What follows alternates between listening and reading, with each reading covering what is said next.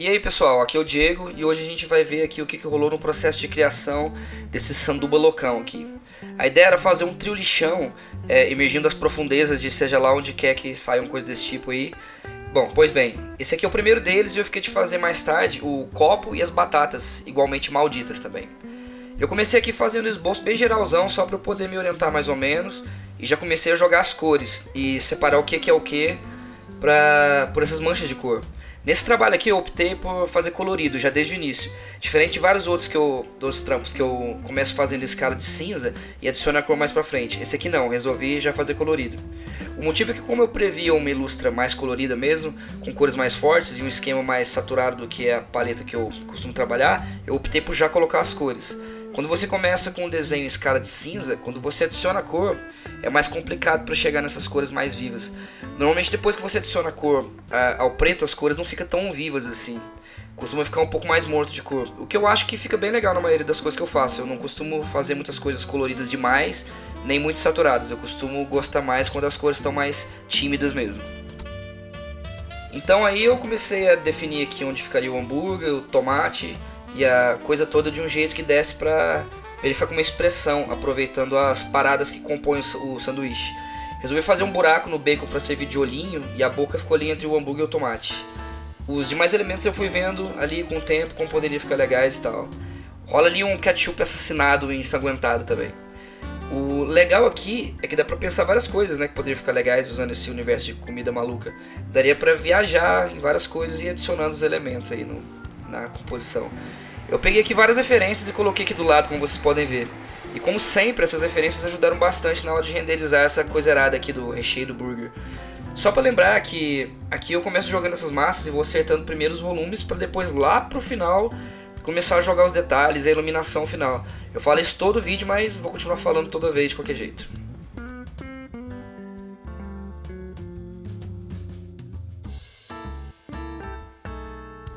É engraçado porque à medida que eu vou falando aqui de comida, meio que dá fome, né? Mas ao mesmo tempo não muito, porque digamos assim, não é um hambúrguer muito apetitoso no fim das contas.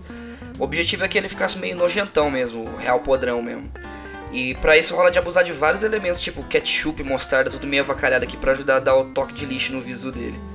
No final das contas, ele acabou virando um membro de uma gangue de fast food, né? Essa ideia é massa porque dá pra extrapolar pra outras galeras, tipo uma turma de frutas podres ou do macarrão vencido, ou de, sei lá, o pão de queijo e o cafezinho do café da manhã da padaria, ou seja lá o que for. No canal do Gui, ele faz um esquema tipo esse também, com o universo de morangos, que ficou muito massa. Quem sabe um dia rola um crossover aí entre os mundos de comida animada. O lance é que por alguma razão desconhecida eu sempre tendo a fazer tudo meio do mal e cheio de veias e podredagens e nojeiras. Qualquer dia desses eu vou perguntar o porquê disso no terapeuta. Engraçado que, por falar nisso, eu me lembro de uma vez que eu era moleque. Eu tava lá pra oitava ou primeiro ano, não lembro direito. E eu emprestei minha pasta de desenho pra um amigo ver. E ele levou pra escola. Aí lá na escola eu tava mostrando pro pessoal os desenhos. A professora dele pegou a pasta, porque não era hora de ficar vendo coisas que não fossem da aula, sei lá. Só que a professora viu os desenhos. E esse meu amigo disse que ela ficou muito bolada. Disse que eu devia ter algum problema psicológico, eu era psicopata, ou então que eu tava usando drogas. E eu era bonzinho nessa época. Nem usava drogas nessa época. Tô brincando. Mas de fato, os meus desenhos já nessa época já eram só paradas cabulóticas, monstros, monstro e mais monstro, demônio, caveira, guerra, tripa.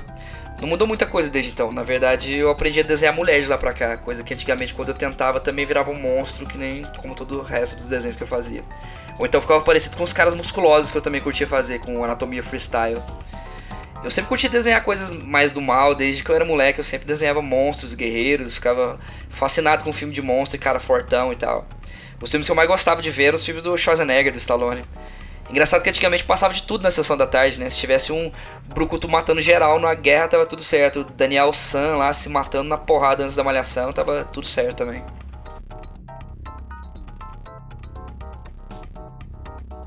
Para fazer a textura dessa batata e de algumas outras partes, eu peguei um outro brush aqui, que na verdade eu nem sei qual era, o que importa é que eu procurei um brush que desse um noise, que fizesse uma sujeira para a superfície da batata.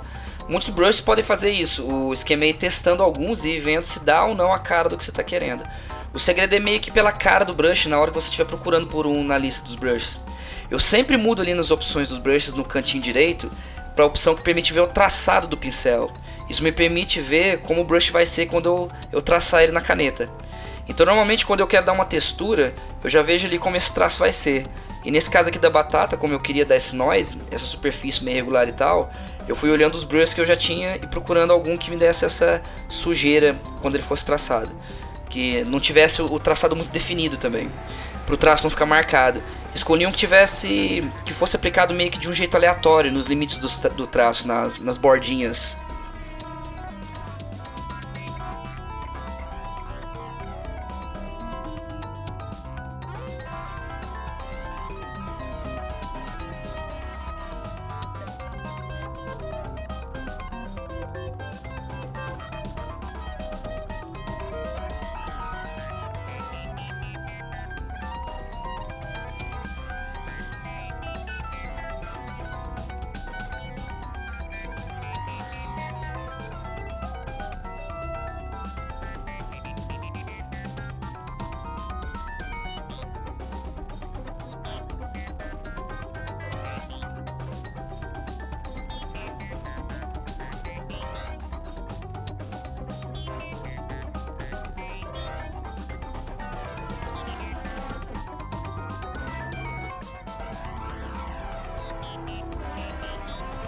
Nessa parte do ketchup e dos detalhes finais, eu primeiro marquei onde iam rolar as ketchupadas bem chapado mesmo, com os edges bem definidos.